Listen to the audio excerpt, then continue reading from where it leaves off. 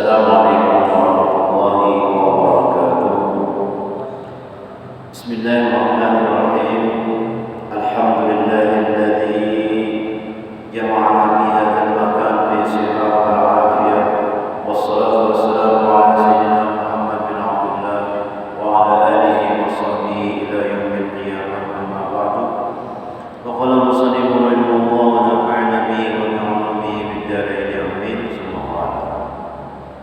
Melihat dalam kesempatan malam hari ini kita sama-sama mengucapkan alhamdulillah, syukur puji kita kepada Allah Subhanahu wa taala yang mana pada malam hari ini kita sama-sama berkumpul di Masjid Hidayatullah dalam rangka kita salat maghrib berjamaah dan berniat beriktikaf di masjid ini.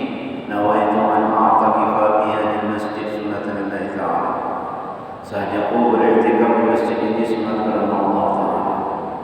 Salawat dan salam terhadap kita junjungan Nabi Nabi besar Muhammad sallallahu alaihi wasallam dan para sahabat beliau ila yaumil qiyamah. Jadi selama kita duduk di masjid ini kita dapat pahala dinilai oleh Allah Subhanahu wa taala. Dan kita mempelajari ilmu agama, menuntut ilmu agama itu suatu kewajiban bagi kita untuk menambah hazanah ilmu di dalam jiwa kita. Ilmu itu adalah menjaga kita, memelihara kita, dan memberi cahaya dalam kehidupan kita. Nah, itu ilmu. Kalau orang yang tidak berilmu, itu ia pada bercahaya. Pelajaran kita selanjutnya itu al-babu tasi'u bil amri bil ma'rufi wan nahyi 'anil munkari. Bab yang ke-9 pada menyatakan menyuruh dengan berbuat kebajikan dan menegahkan daripada berbuat yang mungkar, yakni kejahatan. Dan di dalamnya ada 4 pasal. Jadi kita disuruh untuk menyuruh kepada berbuat kebaikan dan kita disuruh mencegah daripada kemungkaran. Jadi ada 4 pasal. Karena kita jangan suruh-suruh aja, jangan larang-larang aja, harus ada ilmunya. Menyuruh kayak apa? Bagaimana menyuruhnya? Bagaimana melarangnya? Ada ilmunya. Lalu dilajari sendiri kita dengan kayak apa cara untuk menuntut ilmu, menyuruh orang, mencegah orang. Itu di sini ada 4. Al-faslul awwal, pasal yang pertama, fi wujubil amri bil ma'rufi wan nahyi 'anil munkari wa fadilatihi. Pasal yang pertama pada menyatakan wajib menyuruh dengan berbuat kebajikan dan menegahkan daripada yang mungkar dan menyatakan akan kelebihannya. Jadi ada wajib menyuruh dan ada wajib mencegah. Apabila kada disuruh berdosa, apabila kada dicegah berdosa. Apa itu? Nah, kata Imam Ghazali rahimahullah, kata Imam Ghazali rahimahullah taala, wa'lam annahu ma min usulid din wa bihi ma yahsulul gharadu min bi'satihi ta'ala al-anbiya'a alaihi wassalatu wassalam. Artinya, ketahui olehmu hai orang yang berkehendak kepada kemenangan di dalam akhirat. Jadi Imam Ghazali, siapa yang hendak kemenangan di dalam akhirat itu bahwasanya keduanya itu daripada pohon agama, dan dengan keduanya itu hasil faidah daripada membangkitkan Allah Ta'ala akan segala anbiya alaihi wassalatu wassalam, yang menyuruh ma'ruf dan mencegah kemungkaran itu Allah yang menyuruh dengan mengutusnya para nabi-nabi. Lalu itu Allah para nabi untuk menyuruh kebaikan dan mencegah kemungkaran. Itu nabi disuruh oleh Allah Subhanahu wa taala. Adapun dalil yang menunjukkan wajib keduanya itu apa? Wajib keduanya itu menyuruh berbuat baik dan mencegah dari kemungkaran. Itu para nabi itu wajib menyampaikan, wajib menyuruh kebaikan, wajib mencegah kemungkaran. Berdasarkan firman Allah Ta'ala, wal takum minkum ummatun yad'una ilal khair wa ya'muruna bil ma'ruf wa yanhauna 'anil munkar wa ulaika humul muflihun. Artinya hendaklah ada setengah daripada kamu, sebagian kamu, yaitu umat Nabi Muhammad sallallahu alaihi wasallam, yang menyuruh mereka itu kepada berbuat kebajikan dan menyuruh mengerjakan yang ma'ruf, yakni kebajikan pada syarak, dan menegahkan mereka itu dari pekerjaan yang mungkar, yakni kejahatan yang maksiat. Dan mereka itulah yang mendapatkan kemenangan lagi kebahagiaan. Jadi umat Nabi Muhammad ini disuruh untuk mengajak orang berbuat baik. Ayo kita sembahyang, ayo kita mengerjakan sholat. Nah, kalau inya mau, sudah. Kalau ada mau, kita sudah kewajiban menyuruh, mengajak, membawai dan mencegah kemungkaran. Nah, ikam jangan mengerti itu ada bagus, ada sah, ada baik ikam. Udah mencegah banget. Masalah ini mau ada kita salah. Cuma kita sudah menyampaikan, sudah kita mengajak, sudah kita mencegah daripada kemungkaran. Nah itu. Masalah ini mau ada itu terserahnya, tapi sudah gugur kewajiban. Terutama kewajiban kita itu kepada anak, cucu. Nah, yuk kalau mau makan baca bismillah. Sudah makan, alhamdulillah, menyuruh kebaikan. Nah, kamu jangan minum minuman mencegah kemungkaran. Sudah. Nah itu artinya kita sudah mencegah daripada kemungkaran, kejahatan, kemaksiatan.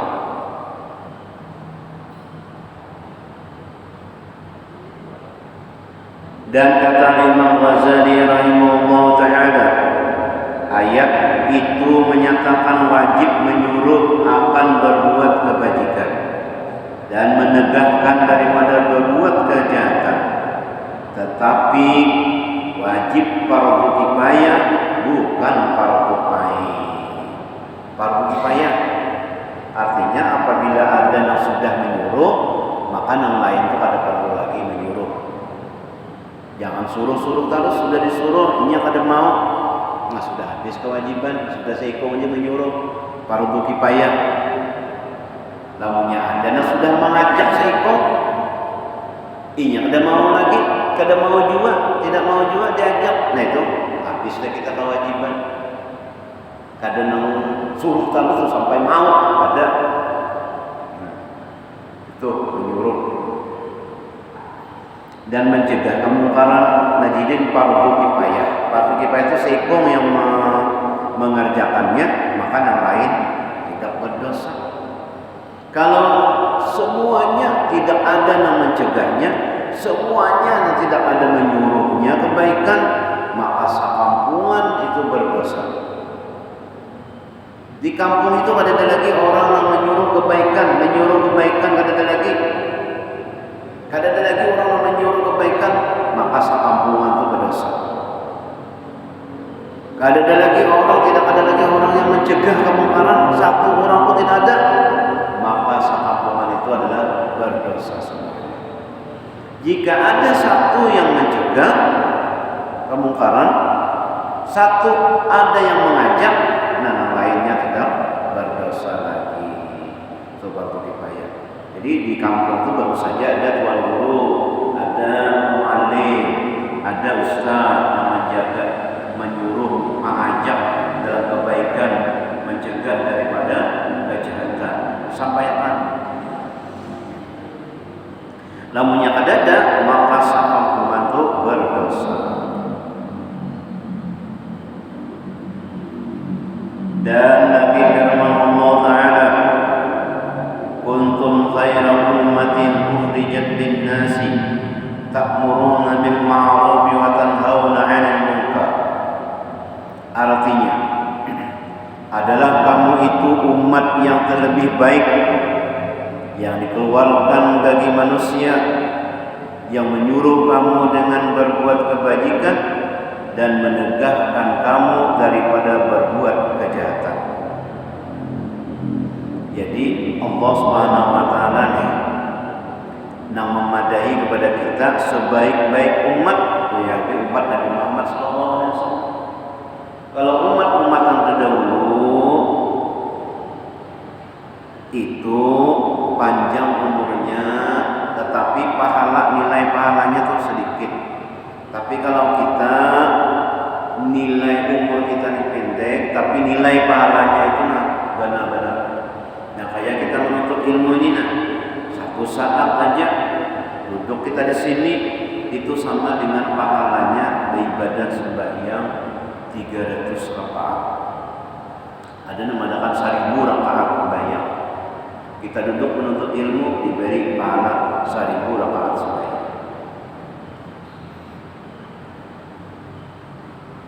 Dan malaikat mintakan ampun kepada orang yang menuntut ilmu. Nah itu untungnya di umat Nabi Muhammad. Kalau umat Nabi Musa dahulu, kalau karena najis maka ditatap najisnya, dibuang nih, digoyang kulitnya. Kalau karena baju, maka bajunya digunting, dibuang. Nah, kalau umat Nabi Muhammad cukup dibasuh aja karena najis, dibasuh lawan baik, bersih. Umat Nabi Muhammad. Kalau umat Nabi Musa berbuat jahat, berbuat dosa, adab bertobat, maka ini harus bunuh dirinya. Nah, kalau umat Nabi Muhammad bertaubat, bujur taubatnya, maka diterima oleh Allah Subhanahu wa taala taubatnya. Itu untungnya sebaik-baik umat bahari kata. Nah, umat Nabi Muhammad sebaik-baik yang dikeluarkan bagi manusia, yang menyuruh kamu dengan berbuat kebajikan dan menegah kamu daripada berbuat kejahatan. Nurani kita itu kan juga, ya Allah, menyuruh lawan anak berbuat baik, menyuruh lawan anak menghindarkan kejahatan. Nah, namunnya ada lagi dilihatkan aja, dia berbuat apa sesukanya.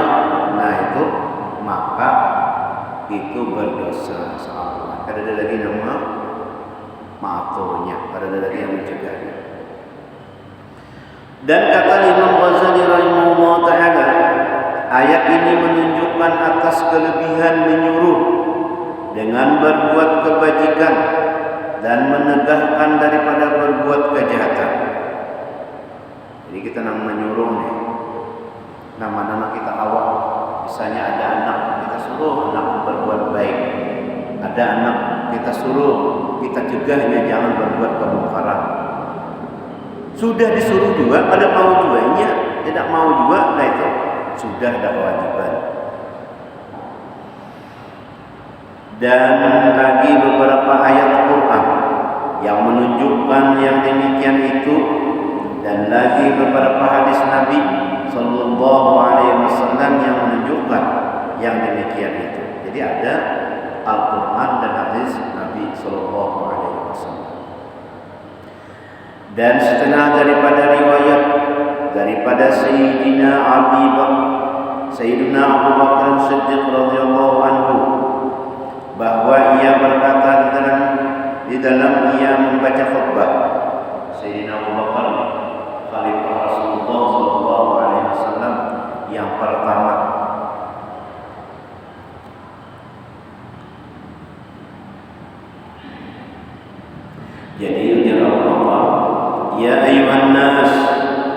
إنكم تقرؤون هذه الآية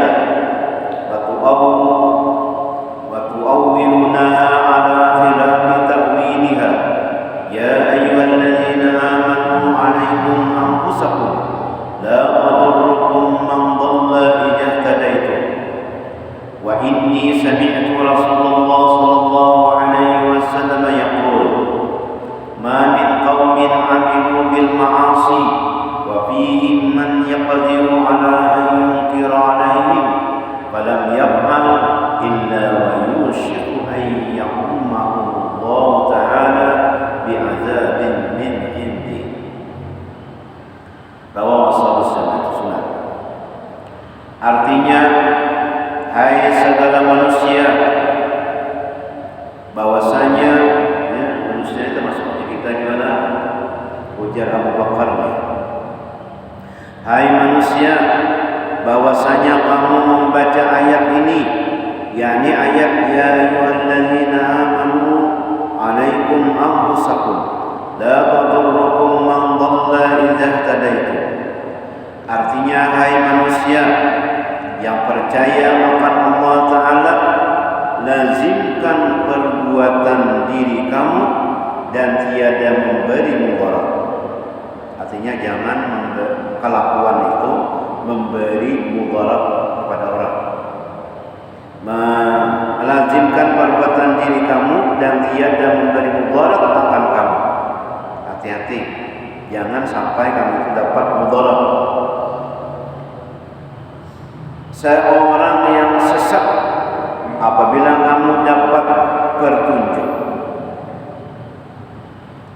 Jadi karena ada orang yang sesat, karena gara-gara kamu yang tidak memberi petunjuk, maka kamu itu adalah mendapatkan mudarat. Jadi namanya ada orang kadar bujur, maka dibujurkan. Tetapi kamu mentakwilkan ayat ini dengan makna yang menyalahi maknanya yang sebenarnya. Dan bahwasanya aku mendengar Rasulullah sallallahu alaihi wasallam bersabda dengan katanya, tiada daripada kaum berbuat amal dengan maksiat padahal ada pada mereka itu seseorang yang kuasa menegur atas mereka itu, dan tiada yang menegakkan akan dia, melainkan hampir bahwa diumumkan oleh Allah Ta'ala akan mereka itu dengan siksanya daripada Allah Subhanahu Wa Ta'ala. Kau aja menampol bahwa ini itu kada bujur, bahwa ini itu maksiat, kada ditabur-tabur, maka inya akan diumumkan oleh Allah, mereka itu dapat siksa. Kita kau aja menagur, kamu jangan berbuat kayak itu nah.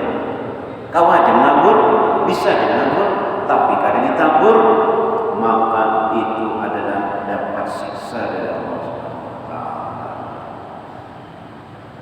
Nah, lamunnya sudah ditabur, kada mau juainya, nah itu sudah lepas kewajiban. Dan dari riwayat daripada Abi Sa'labah radhiyallahu anhu bahwasanya ia bertanya akan Rasulullah sallallahu alaihi wasallam tafsir firman Allah Ta'ala. Jadi orang berilmu itu selalu yang ditanyakan itu ilmu. Orang yang berisi pengetahuan yang ditanyakan adalah pengetahuannya. Nah ini sahabat ini menakunakan tafsirnya. Apa tafsir? La yadurukum man dhalla idza ihtadaitum. Maka sabda Nabi sallallahu alaihi wasallam, ya Aba Sa'labah. Jadi namanya mentafsirkan Al-Qur'an kada paham, kada bisa, maka jangan anda mentafsirkan Al-Qur'an. Man fassara Al-Qur'an bi ra'yi falyatabawwa maq'adahu minan nar. Barang siapa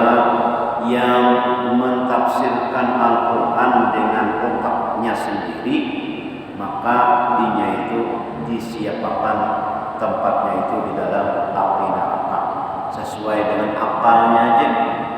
Nah,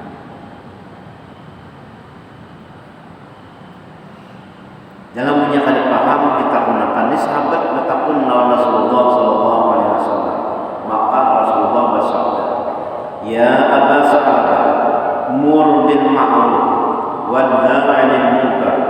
Fa idza ra'aita syuhhan muta'an wa hawan muttaba'an wa dunyan mu'assiratan wa ijaba kulli dhi ra'yin bi ra'yi fa 'alaika bi nafsika wa da'ankal awam.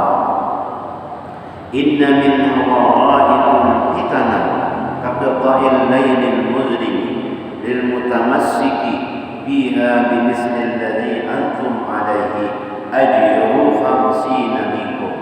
Qila bal minhum ya Rasulullah. Qala la bal minkum li'annakum tajiduna 'alal khairi a'wanan wa la yajiduna 'alal khairi a'wana. Artinya ujar Nabi, hai Aba Sa'labah, suruh olehmu dengan mengerjakan kebajikan. Suruh olehmu dengan mengerjakan kebajikan. Menyuruh aja kita, mengajak aja, ya kita sembahyang jangan menyuruh aja. Dan tegahkan olehmu daripada mengerjakan yang mungkar. Ujar Nabi itu mengkis Al-Quran, la yadurrukum man adalla idza tadaitum. Suruh berbuat baik, cegah daripada kemungkaran. Maka apabila engkau lihat akan kikir yang diikut dan hawa nafsu yang diikut dan dunia yang dipilih dan ujub yakni suka tiap-tiap orang yang mempunyai bicara, ujub namanya. Arti kikir yang diikuti itu nang kita kikir itu nang asalnya tak memberi duit 50.000 dari mundur jadi 10.000. Nah itu ngarannya kikir yang diikuti.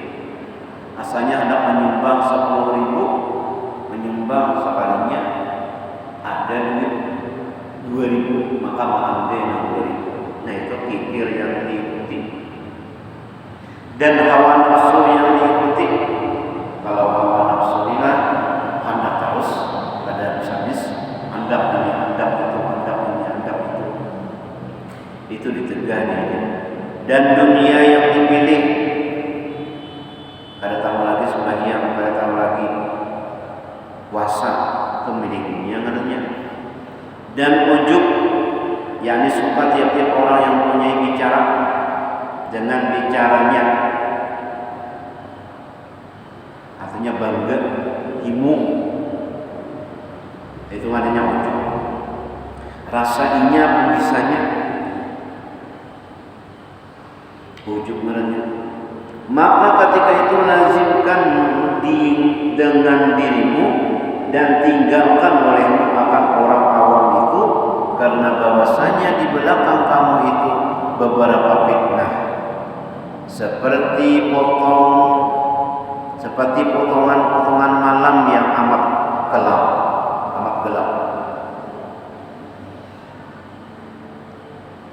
Dan bagi orang yang berpegang di dalamnya dengan seumpama ada yang kamu berpegang atasnya itu pahala 50 daripada kamu. Maka sembah sahabat, tetapi pahala 50 daripada mereka itu ya Rasulullah. Maka sabdanya, tidak, bahkan 50 daripada kamu, karena bahwa kamu mendapat akan seorang yang menolong atas menyuruh berbuat kebajikan. Dapat 50, menyuruh aja, menyuruh berbuat kebaikan. Sedangkan mereka yang tiada mendapat akan seorang yang menolong atas menyuruh berbuat kebajikan.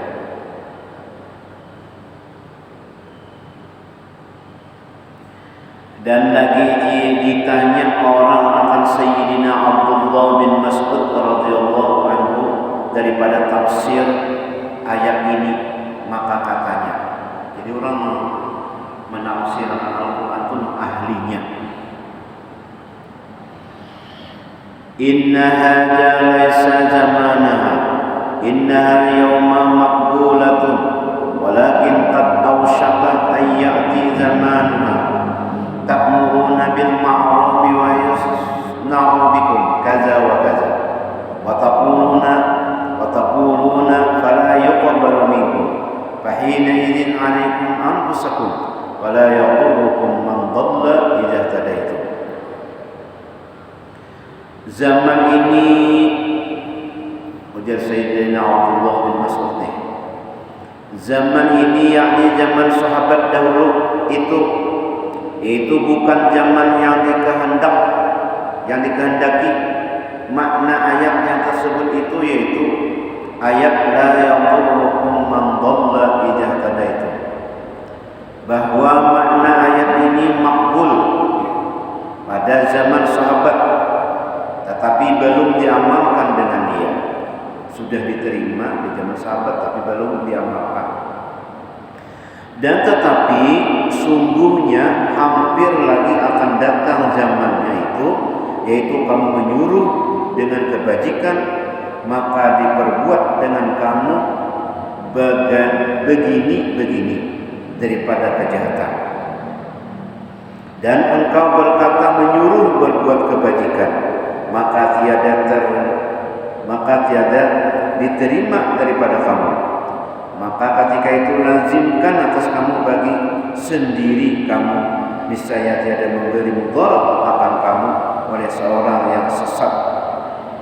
Nah, jadi namanya sudah kita suruh dia berbuat baik, kita cegahnya berbuat mungkar, kada mau juga. Nah, maka di sini menyendiri aja, berjauh aja, kada usah dipaksa, hingga situ aja. Nah, itu di sini tidak akan memudaratakan kamu. Kadang namanya kita paksa, ayo kamu nyaman, ada hingga situ aja. Maka kamu menyendiri, maka di sini itu tiada memberi mudarat kamu oleh seorang yang sesat. Apabila kamu dapat petunjuk, yakni apabila mendapat akan masa yang tiada menerima oleh seorang akan suruh berbuat kebajikan, niscaya wajib atasnya menjauhi daripada bercampur dengan seorang. Kada mau lagi disuruh berbuat baik, kada mau dicegah jangan berbuat kemungkaran, berbuat maksiat, kada mau lagi, kada maksiat lagi, kada mendengarkan lagi suruhan, kada mendengarkan pencegahan. Nah, jadi maka wajib kamu itu bercampur dengan manusia supaya wajib atas menjauhi daripada bercampur dengan manusia. Dan jika menerima seorang akan yang demikian itu, maka wajib bercampur dengan manusia supaya menyuruh dengan berbuat kebajikan. Lamunya sudah ada maasinya lagi, kada maunya lagi, apa yang dikatakan oleh ulama, apa yang dikatakan oleh guru, apa yang dikatakan kada mau lagi. Maka jadi wajib ini itu menyendiri aja lagi, sorangan aja lagi di kamar aja lagi. Lamunya orang masih aja lagi mau, maka wajib bercampur dengan manusia supaya menyuruh dengan berbuat kebajikan.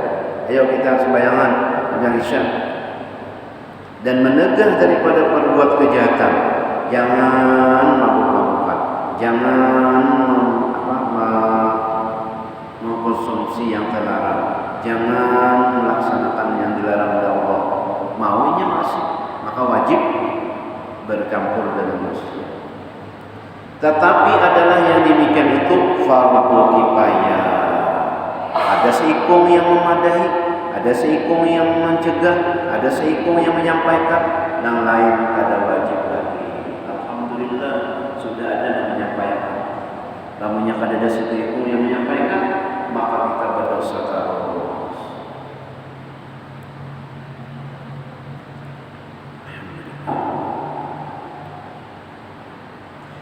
Dan sabda Nabi sallallahu alaihi wasallam, "Inna Allah ta'ala la yu'adzibul khassa bi dhunubil 'ammah hatta yural munkar bainal awzarihim baina azhurihim wa hum qadirun 'ala an yunkiruhu fala yunkiruhu." Ini Nabi. Artinya bahwasanya Allah Ta'ala tiada menyiksa orang yang khas, orang yang tertentu. Allah tidak menyiksa orang yang ditentukan dengan sebab dosanya. Orang yang andin khas dengan sebab dosa orang yang andin. Tadinya Pak. Dengan sebab dosa orang yang awam, hingga dia melihat akan maksiat yang mungkar antara hadapan mereka itu, padahal mereka itu kuasa bahwa menegur mereka itu, maka tiada menegahkan ia akan perbuatan maksiat yang mungkar itu.